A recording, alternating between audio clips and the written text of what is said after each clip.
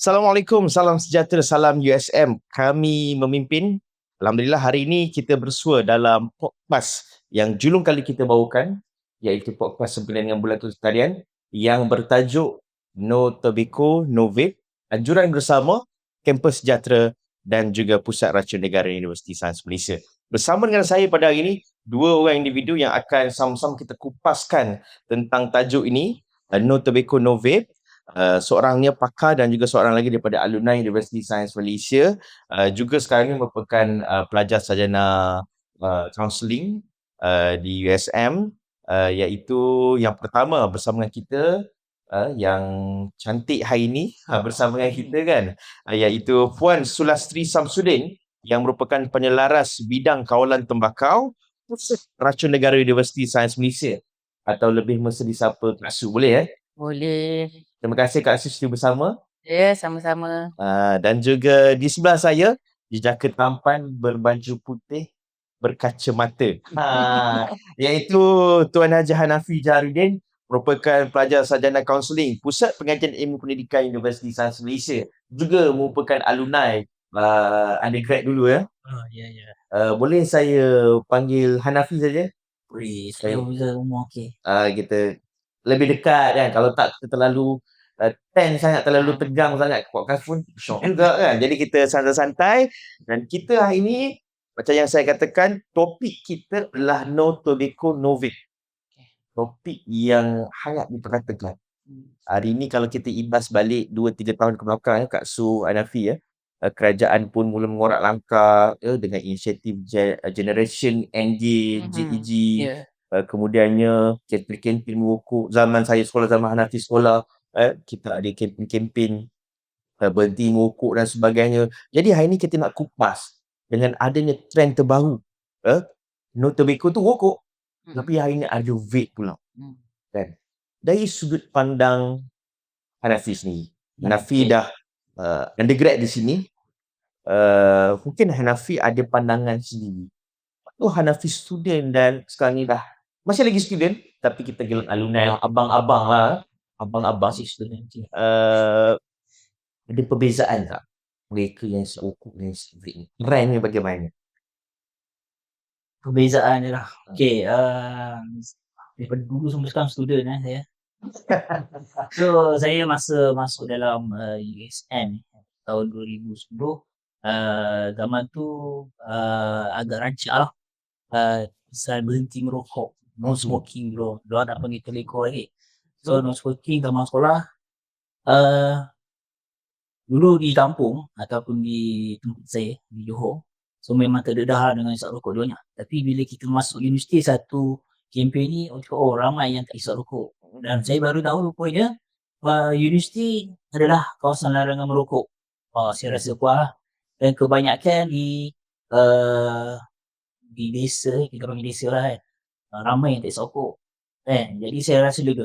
Tapi ada juga yang nakal-nakal ni kan, geng-geng motor, geng lepak, diorang ada isap rokok tapi tak ramai kan. So kita boleh elak-elak sikit lah berbanding di kampung dulu. Hanafi sendiri perokok ataupun tidak, ataupun dah berhenti dan sebagainya? Tidak pernah rokok lah. Tidak merokok.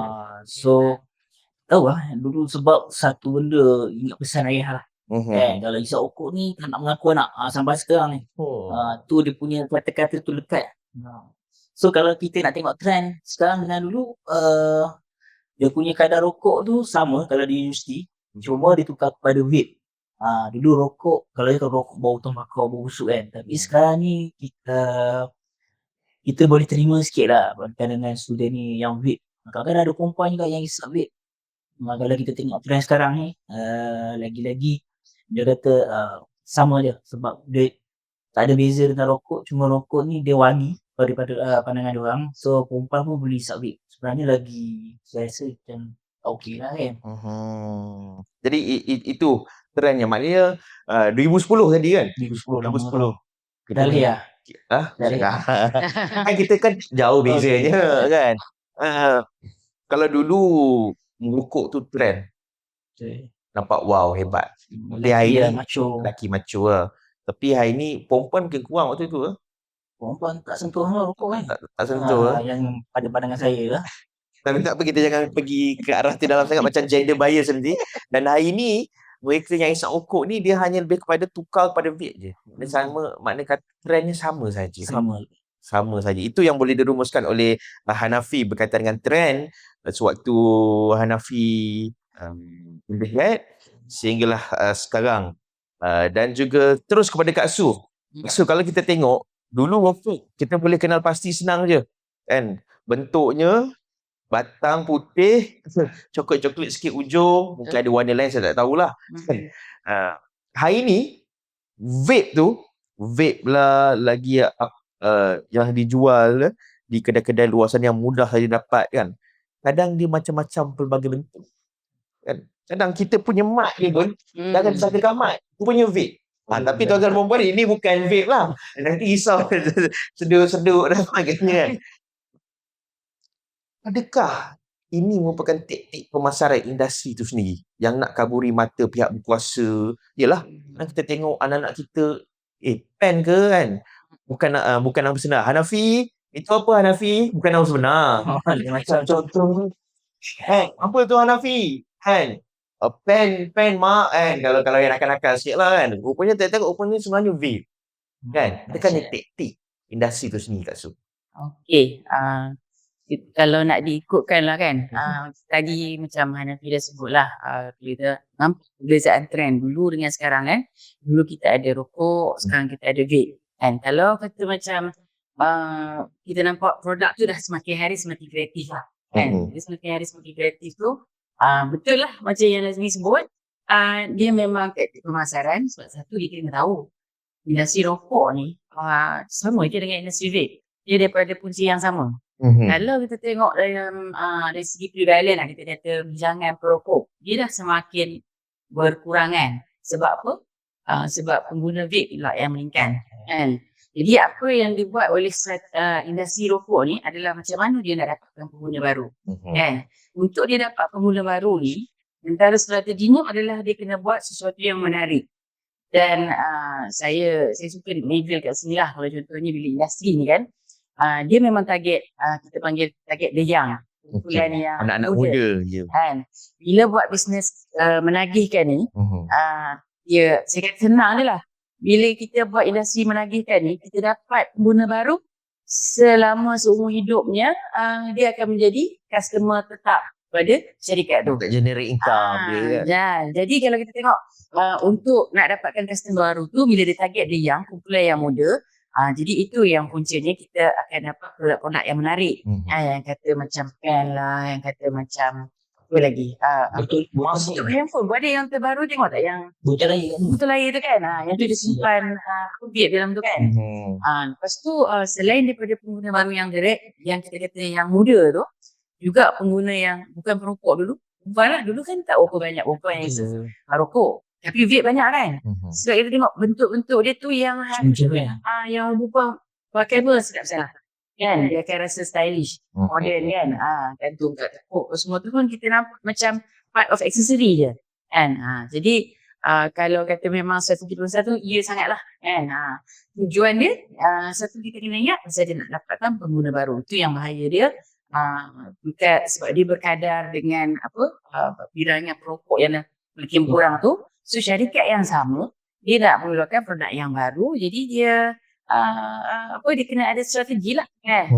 Itu satu sebenarnya. Kalau nak ikut saya ni saya kerja dekat Pusat Raja ni, plan kata macam yang Nazmi katakan pakar tu tidak, tapi lamanya kita kerja di sini, kita tengok benda-benda isu macam mana syarikat rokok menjalankan pemasaran tu dah lebih 20 tahun ni. Kita nampak trend dia hampir sama, cuma produk beza sekarang ni. Makin kreatif, dia melibatkan device. Kalau dulu je lah kita kata dia rokok kan sebatang, susah kita nak adjust kan. Betul. Tapi dulu dia orang akan adjust according to dia punya kotak. Saya pernah dulu kita tengok produk-produk saya orang masa kecil, nanti dulu sama-sama kami dulu. Pernah dia dengan Pusat Raja tau. Tu sebab pengalaman ni. So dekat Pusat Raja kita pernah tengok macam mana dulu kalau produk rokok kan, di kotak rokok yang dimanipulasikan, dia buat bentuk-bentuk menarik. Kalau time hari raya, dia buat satu packaging bentuk yang macam ketupat, dia buat macam untuk cover kotak rokok tu. Itu hari raya edition punya Kan. okay. Rokok tu sendiri tak boleh diubah kan. Tapi sekarang sebab vape ni, dia adalah sendiri device, alat tu yang boleh diubah-ubah bentuk dia kan. Jadi macam tu lah kalau tengok. Jadi Su, macam mana pula beza? Kadang orang kata kan dekat luar sana, kau nak berhenti rokok ke? Kau hisap vape kan? Tapi apa bezanya? Yang saya tahu bezanya daripada kena bakar dengan kena charge pula. Kena charge lah pula, kerana dia tak perlu charge. Orang kata pakai buang dan sebagainya. Bukan. Bahayanya sama pun macam mana sebenarnya? Sebab kita inilah Ada beza dah. Itu sebenarnya tadi saya cakap, kalau kata bentuk kreatif tu salah satu strategi pemasaran. Yang Nazmi sebut berhenti rokok tu pun sebenarnya salah satu lagi strategi pemasaran. Sebab apa? Dia dipasarkan atas dasar kata nak promote pengguna yang lama switch kepada produk baru je. Asasnya kita kena faham produk ni asasnya ada apa dalam tu? Nikotin kan. Kalau dalam kalau kita telinga ahli kekuatan lah, kita panggil sebagai perubahan alat menagihkan kerja kan. Daripada produk merokok kepada produk vape. Satu yang diorang promotekan sebagai alat untuk berhenti merokok ni katanya satu sebab kurang bahaya kan. So kalau kata kurang bahaya tu apa mesej yang dicuba nak sampaikan seorang macam Nazmi sebut tadi lah. Sebab sebenarnya tak dibakar kan, tak dibakar, so tak ada asap kan. Ada tembakau. Betul. Itu semua mesej-mesej yang cuba sampaikan lah kan. Realitinya bila kita tengok balik, kalau tak dibakar pun bahan kimia dalam vape tu sebenarnya dipanaskan. Kita semua pun belajar kimia kan, at least semua orang dah pernah belajar sains dalam makmal. Kita tahu benda bila dipanaskan bahan kimia tu, dia akan merubah struktur kimia. So bahan kimia tu dia akan menyebabkan terbentuk bahan kimia baru kan. So daripada bahan kimia baru tu, kadang-kadang saya boleh bagi contoh lah kan. Kalau vape ni lah vape ni kalau kita tengok dekat label dia tu, dia akan declare ada 4 bahan je. Dia kata dia ada nikotin yang sama macam rokok tu. Lepas tu dia kata dia ada bahan pelarut. Pelarut ni bahan yang nak cecair tu lah kan. Dia ada bahan asas dalam vape biasanya dia akan ada pelarut nama propylene glycol dan juga vegetable glycerin. 2 bahan kimia ni mana-mana cecair vape pun ada. Itu bahan asas. Satu lagi yang paling membimbangkan dia ada preserve yang pelbagai lah. Ini yang flavor Mushroom tu kita cerita memang mushroom tu betul kita dengar macam flavor, tapi dia dah salah. Dah dimanipulasi. Dah kira drug dan sebagainya dan tapi preset yang kita tengok, katakanlah tak ada dadah pun kan, preset yang banyak dekat market ni pun dah cukup untuk menarik pengguna baru kan. Kalau kita nampak dia preset buah-buahan, preset makanan kan, kopi apa semua tu, dia otak kita ni sebenarnya bila kita cakap dia bahaya tapi dia adalah makanan, dia tak sync tau. Kan, maksud tak? Kita cakap kat budak-budak ni bahaya, tapi budak bau tu bau makanan. So dia susah nak sampai. Itu sebab bahaya dekat preset tu, selain daripada bahaya dia punya kesan bahan kimia, secara psikologi pun juga menyebabkan dia susah untuk kita nak educate kanak-kanak tu bahawa benda tu bahaya kan. So kalau nak saya kaitkan tadi pasal yang bahaya bahan kimia dalam vape tu, bahan-bahan tu bila dipanaskan dia akan hasilkan bahan kimia baru. Satu contoh lah saya bagi yang bahan pelarut yang saya kata dalam cecair vape, bila pun ada dalam cecair vape tu, propylene glycol nama dia. Bahan tu kalau dipanaskan dia akan berubah jadi formaldehyde. Pernah dengar? Formaldehyde. Saya pertama kali dengar ni. Kita mendalami. Formaldehyde ni biasanya digunakan untuk mengawet. Kalau dalam makmal kita nampak yang ada letak ada benda-benda sampel dimasukkan dalam cecair kan. Cecair formaldehyde lah. Kan, untuk mengawet. Kan, kalau orang mati pun kalau yang nak diawet tu, kan bahan pengawet tu. So itu adalah bahan kimia yang sangat potent lah, kita panggil sangat kuat bahan kanser. Tapi itu diletakkan dalam vape punya tu saya. yang tu diletakkan tu yang tu tak tepat sangat. Dia asalnya tak ada. Tapi disebabkan bahan cecair vape tu, nama propylene glycol yang sebut tadi, dia dipanaskan, baru dia terbentuk. Baru wujud. Hasil apabila hasil dipanaskan tu. Ya, nampak tak? Tak sengaja terhasil. Kalau tak sengaja pun dia, kita tak boleh tak sengaja elak lah kan. Dia still orang yang hisap vape, dia akan hisap formaldehyde tu. Okey. Itu adalah bahan kimia yang confirm penyebab kanser. Jadi bayangkan kalau kata seseorang tu dihisap vape, dia tak payah kurang bahan kimia. Dia ada satu formaldehyde tu pun kalau dihisap hari-hari, dah cukup 10 tahun ke, 15 tahun ke 20 tahun, kemungkinan besar dia untuk dapat kanser tu sangat tinggi lah. Jadi itu yang kita nafikan bahawa dia orang nak claim kata kurang bahan kimia tu, vape tu selamat. Tak. Kami kat sini Pusat Racun, kita bekerja sehari-harian ni jawab panggilan kes keracunan. Orang yang keracunan, dia tak perlu kena ada 1000 racun baru dia dapat keracunan. Kalau dia ada 1 racun je, tapi dia terdedah pada dos yang cukup, dah cukup menyebabkan dia dapat kesan tu. Jadi kena faham cara maklumat tu disampaikan. Kalau syarikat rokok, industri rokok, dia cuba manipulasikan maklumat kurang bahan kimia. Tak macam rokok 7,000. Vape baru berapa kan. So sebab tu vape kurang bahaya. Salah lah cara pemahaman tu. Kan? Jadi itu sebut sikit makna kata rokok dengan vape ni sebenarnya sama je. Ya, saya suka kata, saya pergi mana-mana pun kalau orang tanya rokok dengan vape ni, saya kata dua-dua pun bahaya. Kan? Anggaplah macam orang yang hisap rokok tu, dia macam keluar daripada mulut naga. Tapi dia nak lari pergi vape, nak pergi masuk mulut buaya. Ni pepatahnya apa? Baru saya cerita khas untuk rokok dengan vape lah. Tapi keluar yang unik keluar mulut naga tu. Sebab berasap berapi. Rokok tu kan dia berasap berapi kan. Kalau buaya kenapa? Buaya kan air. Kalau dia nak matikan dia punya mangsa, dia lemas kan. Vape tu ramai orang ingat dia buat air. Kan? Betul. Sebab tu dia orang kata benda tu kurang bahaya. Yalah, orang kata vape ni apa? Kalau sebab tak bakar kan.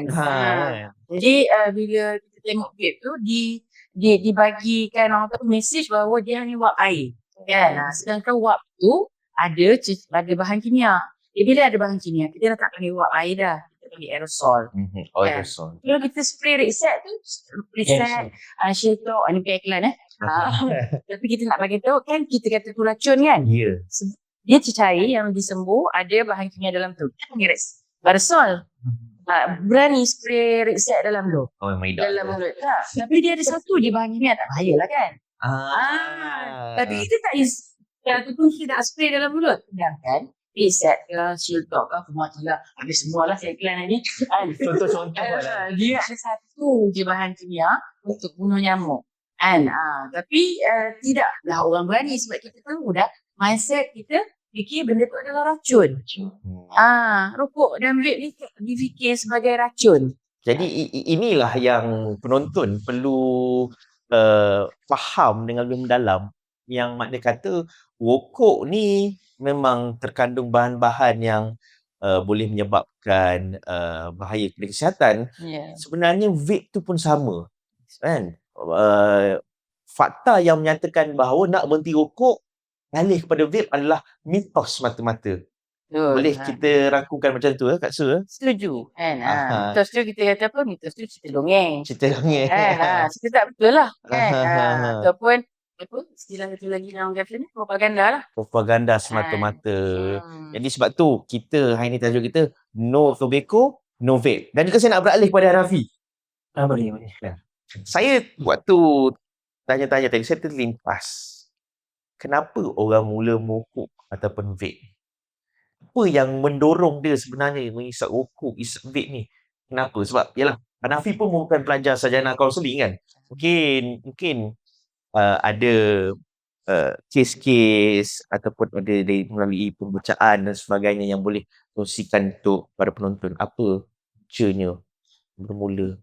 Saya sebenarnya terkesima dengan Kak Su. Khususkan saya dengar dia punya fakta tu. Saya bagi tahu semua penonton ni lah. Kan? So, no tobacco, no vape ni pasangan yang betul lah. So jadi kesimbangan tu Patah baru tu kan. patah baru tu. Keluar mulut naga, masuk mulut buaya. Buaya ada 2. Ya. Okey. Kalau tengok kenapa orang suka ambil duit ataupun rokok ni daripada benda. Sebenarnya saya ada satu pernah intis dekat satu itu tu sini lah. Kenan semua pelajar remaja lah. So kat situ diorang sebenarnya boleh berhenti pun boleh kot. Cuma tapi walaupun dalam tahanan tu dia penyeludupan juga yang diorang buat. Ada roket lah. Ada roket lah. Tu cara dia tu dahsyat lah. Benda tu terbang daripada atas bawah semua. Tapi nak cerita je bila kita one-to-one dengan dia umpama kata okey ada satu kes tu dia kata saja nak suka-suka untuk diri sendiri lah. Dia rasa macam sebab dia tension dengan keluarga, masalah keluarga. So benda ni yang dia ambil. So kawan dia ajak.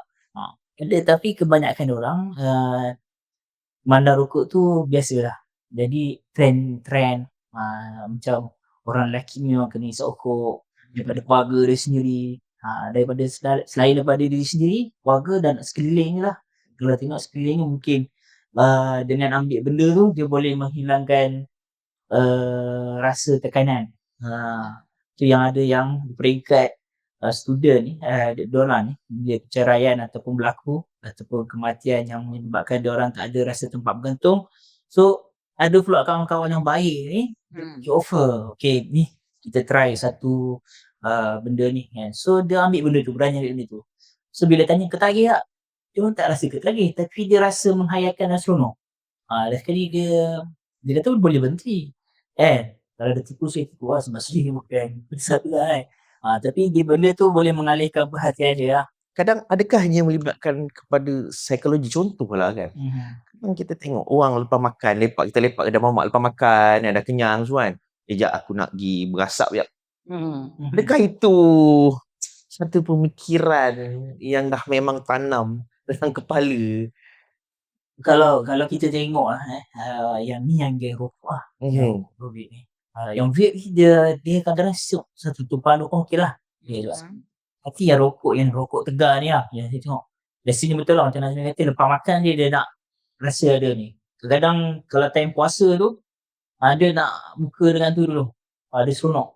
Buka puasa Dengan rokok tu dulu. Lepas buka puasa, doa buka puasa dia dengan tu orang Bismillah ni lah dia tu dulu. Jadi benda-benda macam ni nak cakap pun kita tak risau apa. Tapi dia mungkin dia punya persepsi tu nak sangat. Tapi sebenarnya kalau kita tengok bulan puasa pun boleh berhenti lah kan. Tapi dia macam mana lah. Habit. Mana kata balik pada Kak Su, dia sekali kena dia rasa sedap, nikotin je buat ketagih kan Kak Su? Ya, kalau kita tengok kan masalah merokok, masalah vaping ni dia gabungan tau. Dia gabungan ketagihan dan juga psikologi tu sendirilah. Sebab tu kalau kita macam nak bantu orang yang nak berhenti merokok ke vape ni, dia bukan sekadar ubat biasa macam orang nak sakit kecil manis lah kata-kata kan. Dia bagi ubat kecil manis untuk turunkan gula dia. Tapi dia ada 2 komponen. Satu rawatan ubat-ubatan. Dia ada juga rawatan yang kita panggil behavioral punya approach kan. Terapi tingkah laku. Sebab dia melibatkan habit macam Nabi kata tadi dan juga ketagihan sendiri.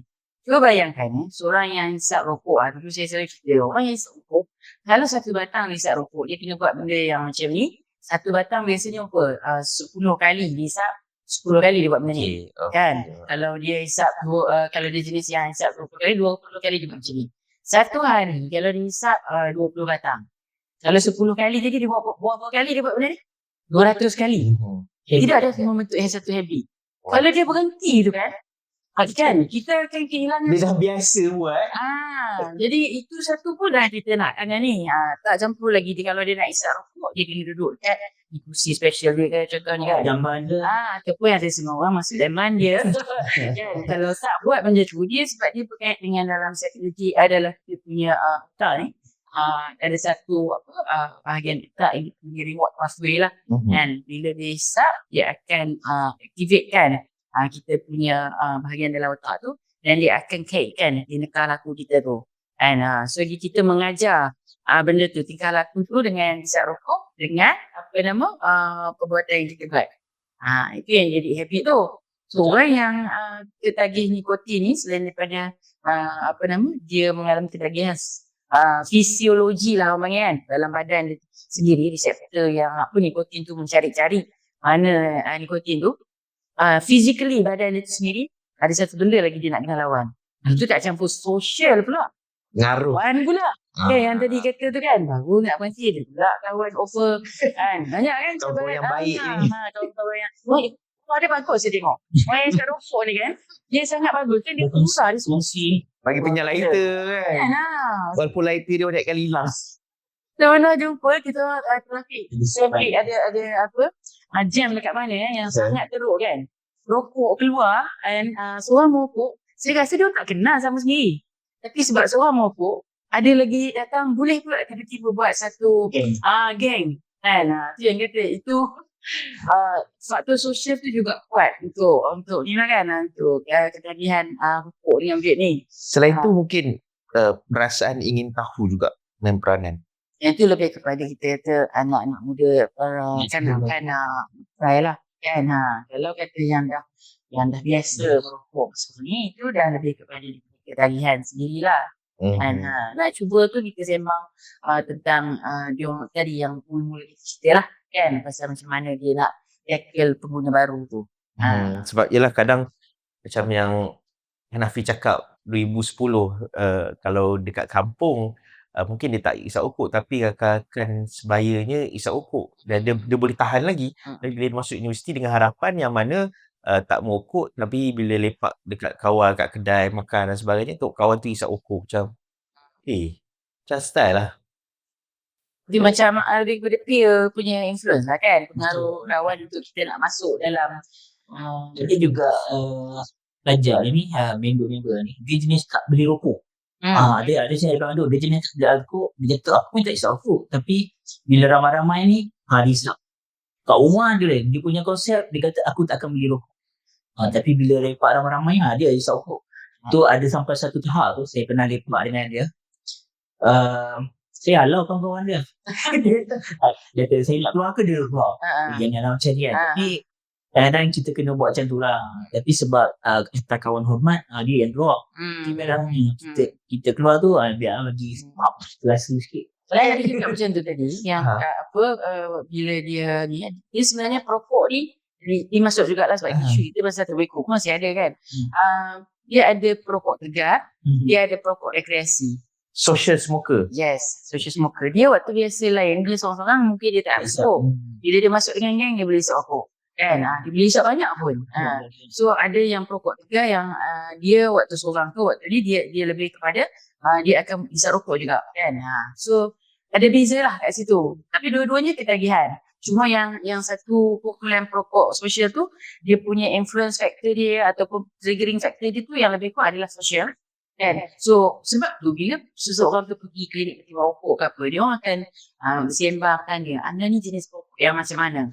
Sebab bila kita nak plan untuk bantu dia orang berhenti merokok, kita akan plan ikut kesesuaian orang tu. Ada plan dia. Selalu orang yang jenis social smoker ni, maknanya dia lebih kena kaedah dia akan kena macam mana dia nak handle situasi bila dia berhadapan dengan orang luar tu kan. Sebab itu dia punya faktor kuat dia. Kalau orang yang memang ketagihan dia kuat, yang jenis bangun pagi belum apa-apa, dia kena isap rokok dulu. So itu adalah kaedah dia pula. So yang tu kita panggil individual punya approach lah. So nak kena kenal orang tu dan plan. Macam saya orang yang kedua Second smoker. Tu saya. Dia masuk. Bila Hanafi bangkitkan second hand smoker ni, ada orang kata second hand smoker ni akan menerima akibat kesan daripada rokok dan juga vape ni lebih teruk pada orang yang buat benda tu. Betul ke Kak Su? Dia kalau kita tengok kan second hand smoker ni, kalau seseorang bila hisap rokok, dia ada satu hisap yang dia hisap masuk terus. Kan? Satu lagi asap yang dihembus balik. Satu lagi asap yang daripada rokok tu sendiri dia keluar lah kan. Yang dia tak isap dia keluar lah kan.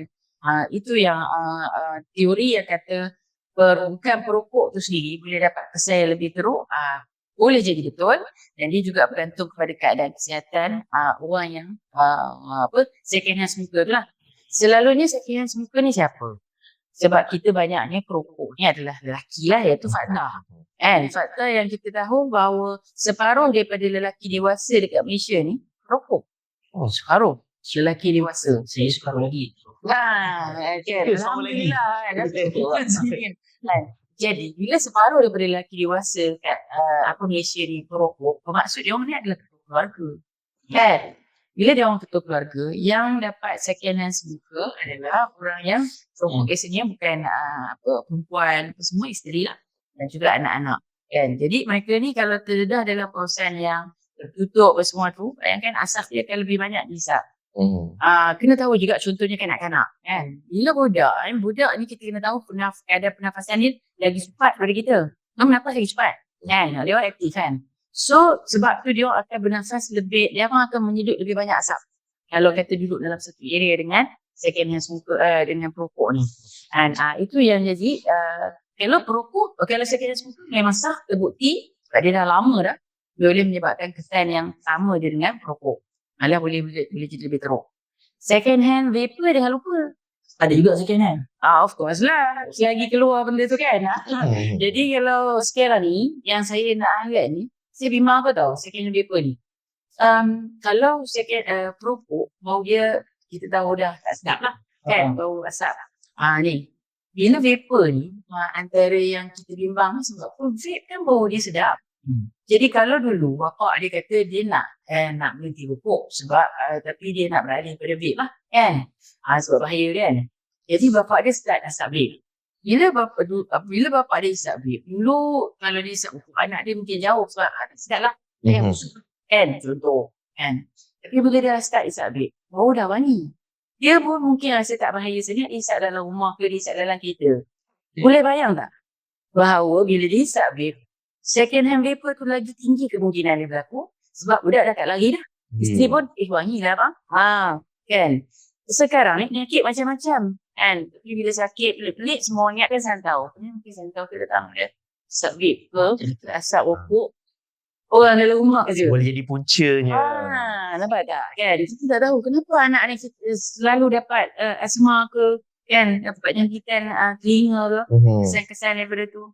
Jadi itu yang saya rasa bila vape ni second hand vapor tu lagi tinggi kemungkinan sekarang berlaku lah. Itu dia tadi para penonton pandangan dan juga kupasan daripada Hanafi dan juga Kak Su berkaitan dengan rokok dan juga vape tu sendiri. Dan Hanafi, kalau kita nak buat spot check lah zaman sekolah, zaman universiti, kalau kita dapat kotak rokok tu confirm rokok lah kan. Tapi kalau vape ni macam-macam bentuk tadi kita cakap kan. Macam mana dari pandangan as a alumni kan, yang mana kita boleh perkasakan polisi kampus kita, Universiti Awam khususnya USM ni untuk mengatasi masalah vaping ni? Macam soalan ni. Okay. Kalau dulu memanglah kita pun dari beza sekolah ni yang lagi mudah kita kawal lah. Tapi konsep universiti ni dia lebih pada mengajar atau mendidik. Kan? So dari segi masuk ke dalam universiti kalau pelajari kita di kampus juga sebenarnya. Kalau dulu pun masa interview ada juga tanya soal isap rokok ke tak, tapi kan ada orang nak mengaku Dan kalau kita tengok sekarang diorang isu vape ni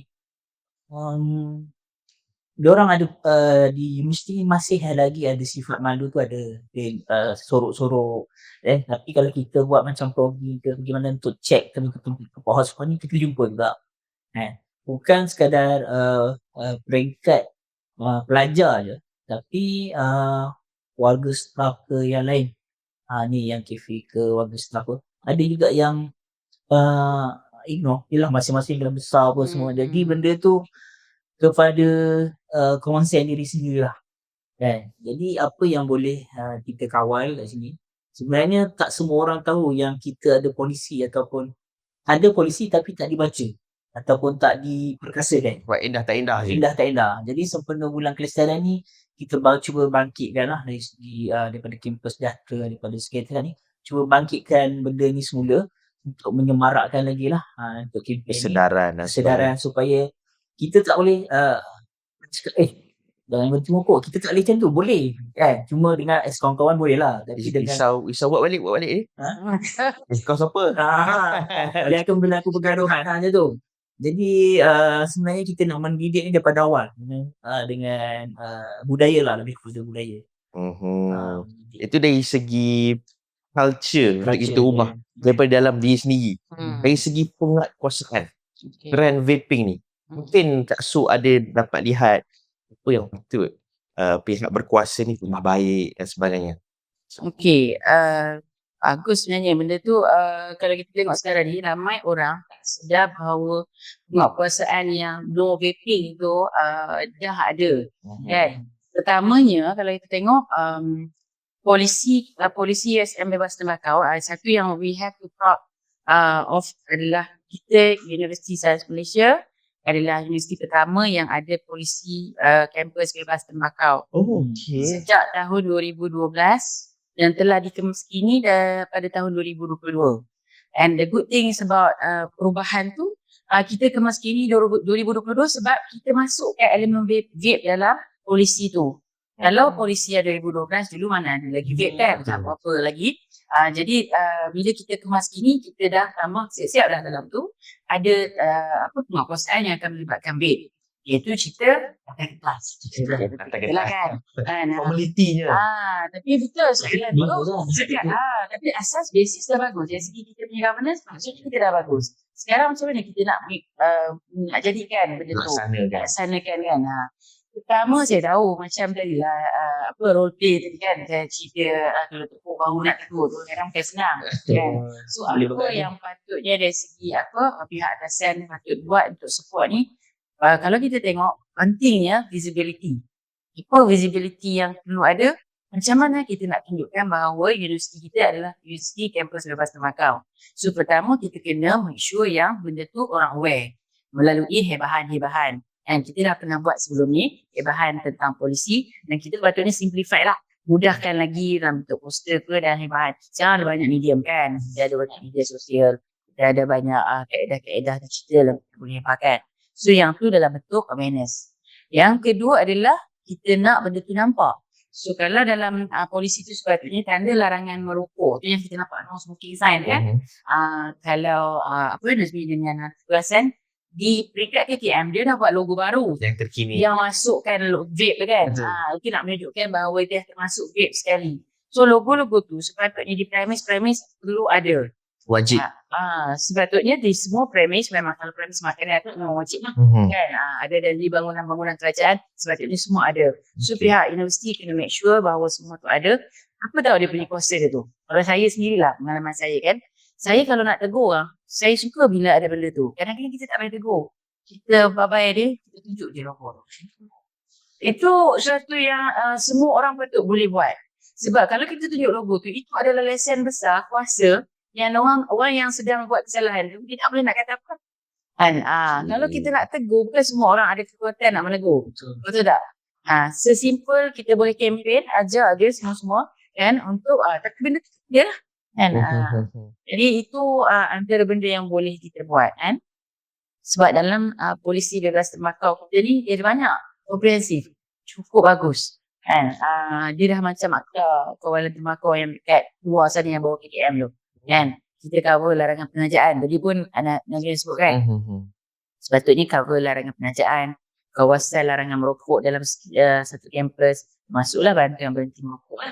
Sepatutnya kena ada klinik berhenti merokok. So benda-benda tu bila dibuat kan, insyaAllah kan, saya yakin lah kan, kita boleh support supaya kita punya kampus ni lebih sihat lah kan. Okey, cukup menarik kalau diikutkan. Tapi ini mungkin kita pusingan terakhir lah Kak Su dan Hanafi ya. So pelajar dia yang merokok, ada yang vape. staff juga tak lari pada buat perkara tu. Ya.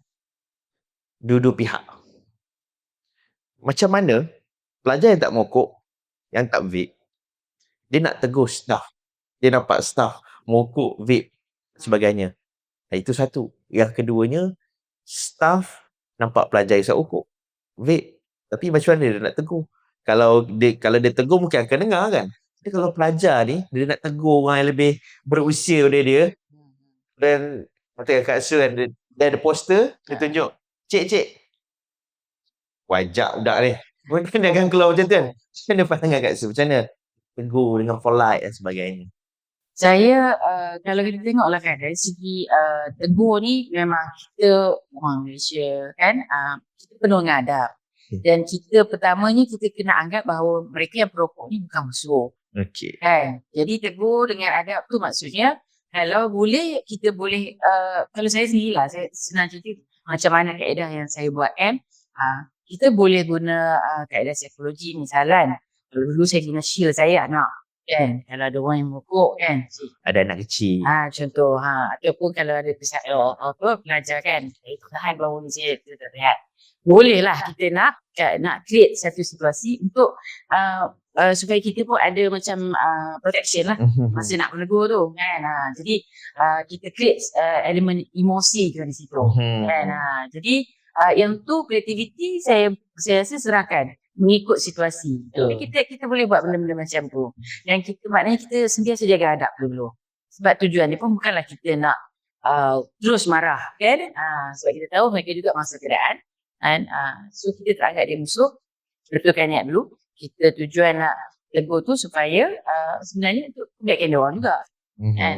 So if I may, kalau di premis kedai makan, kalau ada yang merokok, kita ada polisi yang mana kita as yang merokok kita boleh ambil gambar dan juga buat aduan lah. Betul? Dalam kampus macam mana Kak Su? Sebenarnya boleh kan. Sebenarnya boleh. Dia platform aduan. Kalau tadi Nazmi tanya lebih kepada kalau kita nak push direct kepada ni. Tapi kalau dari segi kita nak jalankan kita punya tanggungjawab sebagai kita nak bantu dari segi penguatkuasaan. Kita boleh tangkap gambar dan dia ada dua platform sebenarnya. Satu yang paling senang, Jom Lapor. Jomlapor.com. Kalau saja jomlapor.com dia akan keluar platform tu. Dalam jomlapor.com tu in fact dia ada pelbagai bentuk kesalahan yang berkaitan merokok ni kita boleh lapor. Contohnya lah kita vape buka dekat dengan kawasan sekolah. Boleh kita ambil gambar, kita lapor. Itu salah satu. Tapi kalau orang merokok di kawasan yang dilarang merokok pun ada dalam tu. Dia ada banyak kategori. Kita sambil lapor sambil boleh belajar jugalah. Kan? Itu jomlapor.com. So yang ini akan terus kepada Kementerian Kesihatan. Sebenarnya ada satu lagi talian WhatsApp. Mesti tu saya tak ingat tapi boleh kita cek nanti talian WhatsApp aduan berkaitan dengan kesalahan merokok. Maklumat pengadu apa semua akan dirahsiakan lah. Of course memang ada lah. Kantoi pula. Cuma satu je lah saya nak nasihat. Biasanya bila ada orang buat aduan, dia bayangkan lepas dia buat aduan tu tiba-tiba malaikat datang terus buat tindakan. Tak ada lah sebenarnya kan? Sebenarnya bila kita buat aduan tu konsep dia macam ni, kita membantu surveillance. Surveillance tu maksudnya di pihak penguatkuasaan dia akan dapat satu kumpulan data kan, contohnya banyak report datang dekat tempat ni. Jadi bila dia nak buat penguatkuasaan dia boleh fokus kawasan mana yang dia akan pergi. Sebab kita pun dah kekangan dekat luar sana penguatkuasaan bukanlah kita ada ramai dan penguatkuasa dekat sana pun dia bukan check orang yang subjek rokok je, yang check kuanti foto ke betul-betul orang yang sama check kan, wabak semua yang sama. Jadi bila kita bantu daripada segi tu, kita membantu untuk dia buat satu strategi lah. Bila dia buat operasi dia dapat target yang betul. Kalau saya lah kan, saya nak campaign lah kepada tim kelas harian, boleh buat dekat level USM sendiri lah. Saya tahu nak tanya, level USM ni ada ke belum?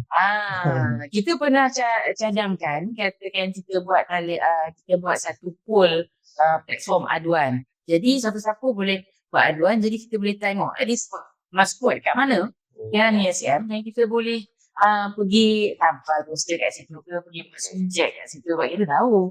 Kan setiap orang tak isap di semua tempat, tapi ada. Pot rahsia kan. Jadi ini mana-mana. juga antara cadangan yang diketengahkan oleh Kak Su lah. Mungkin kita boleh buat dari dalaman je lah USM. Kalau kita tengok tadi yang pertama memperkenalkan polisi USM bebas tembakau, tembakau. USM bebas tembakau 2012 kan. Ya. Dan why not USM juga kita ada satu platform aduan PAS ni kan. Kalau report keluar KKM ni lain pula ceritanya kan. Mungkin di dalam tu kita boleh selesaikan dalam kalangan ialah rumah tangga kita USM tu sendiri. Baik Hanafi, pesanan ringkas. Paling ringkas lah. Jangan ringkas sangat. Jangan ringkas sangat kan. Untuk mereka yang mungkin isap okok, yang pertama yang isap okok, isap vape ni. Yang kedua, yang ni tak ada niat nak berubah. Memang macam tu dah hisap dah. Yang kedua, kategori kedua ni nak berubah tapi ikut. Dua. Yang ketiga, hisap apa-apa. Tak isap apa-apa. Kena ada pesanan untuk mereka juga. Okay. 3 kategori ni. Saya rangkumkan semua boleh. Okay, tak ada.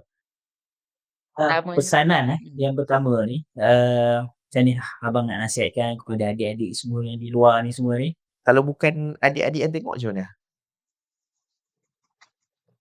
Semualah pada penonton Yang isap okok ni, ingat kita berkongsi udara yang sama. Tapi kita ada hak enggak, orang yang tak merokok ni ada hak enggak?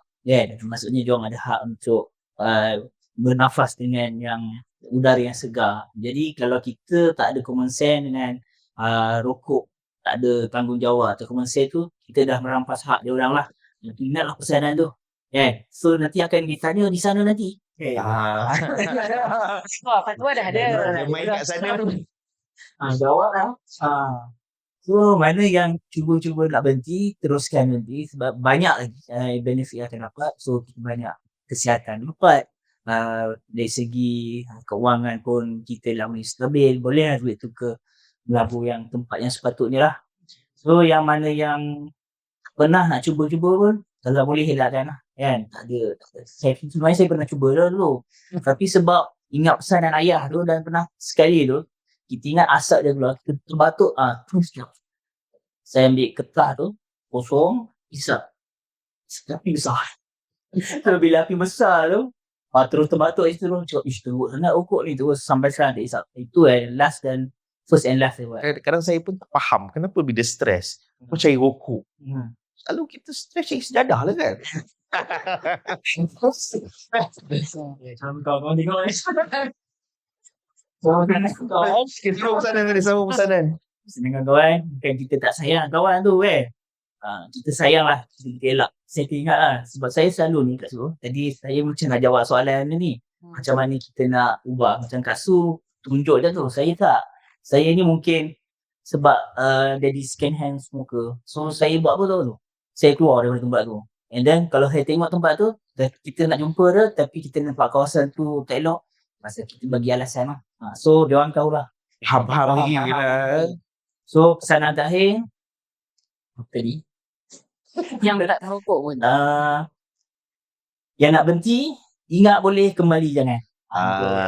Ingat boleh, kembali jangan. Ni bukan rindu boleh, kembali jangan. Rokok. Rokok itu berkata Hanafi, maknanya dia bukan ingat, mungkin dia ingat sesiapa waktu zaman dia belajar, tak ada Habis dah. Baik, Kak Su ni, Pusat Racun Negara USM. Mungkin ada bantuan yang mereka yang nak berhenti rokok, ataupun sokongan dan sebagainya yang ditawarkan oleh USM sendiri. Okey, kalau kita sebut bantuan ni, sebenarnya bila kita dah ada polisi tu, sepatutnya memang kita kena ada dari segi kontak klinik berhenti merokok lah. Klinik berhenti merokok sebenarnya memang ada yang sekarang ni yang aktif kita ada di USM. Tapi di kampus induk kita dalam fasa untuk kita aktifkan balik. Cuma jangan bimbang sebab sebenarnya penyakit ketagihan ni dalam tempoh sekarang ni, kalau kita ada masalah kita boleh terus jumpa dengan doktor dan kita boleh channel ke bantuan-bantuan berhenti merokok yang berdekatan lah. Klinik berhenti merokok ada je dekat kita panggil dekat klinik sekitar KKM, klinik berhenti merokok. Dan dia sebenarnya ada satu lagi talian. Kalau kita sibuk sangat kan, dia ada talian berhenti merokok. Nama dia Jom lapor. Sekarang jom quit lah. Quick. Jomquit.com. Okay. Senang-senang je kan. So jomquit.com, boleh register dekat situ. Dia akan cuba channelkan lah pada mana. Ikutlah kesesuaian. Kalau orang tu jenis nak yang full telefon, dia mungkin akan channel kepada yang telefon lah. Kalau dia rasa dia perlu pergi dapatkan fizikal plus muka, dia akan channelkan lah ke klinik yang sesuai. So dia ada private, dia ada yang government juga lah. Dan so bantuan tu ada di mana-mana, insyaAllah. Pusat sejahtera kita pun boleh mungkin. Pusat sejahtera kita, dia boleh terus pergi namun dapatkan bantuan di sini. Gimana sihat? Boleh terus jumpa dengan doktor di sana dan kita akan channelkan lah kan untuk yang kesesuaian dia.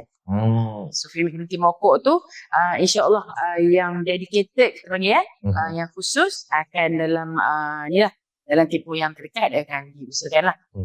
Dan kalau tuan-tuan perempuan para penonton malu, dia boleh pergi Jomquit tadi. Jomquit untuk dapatkan khidmat nasihat dan mungkin boleh tengok, cek dan sebagainya. Kalau dah teruk sangat tu masa ni, pergilah berjumpa dapat khidmat nasihat bagi mereka yang pakar dan sebagainya. Dan saya rasa itu sahaja.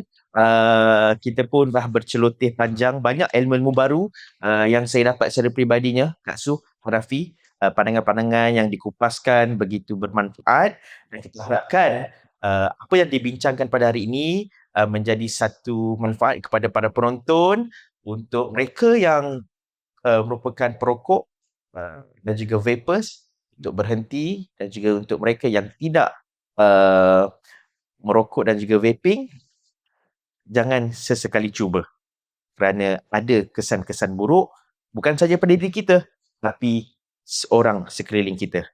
Okey, jadi itu sahaja daripada kami. Jangan lupa like, komen dan juga share podcast Bulan Kelestarian Non Tobacco No Vape ini, anjuran Kampus Sejahtera dan juga Pusat Racun Negara Universiti Sains Malaysia. Terima kasih. Pemaaf anda ada kekurangan. Saya Nazim Hakim Muhammad Iman. Mohon untuk mengakhiri. Assalamualaikum. Salam sejahtera. Ingat, berhenti mokok, berhenti vaping. Assalamualaikum.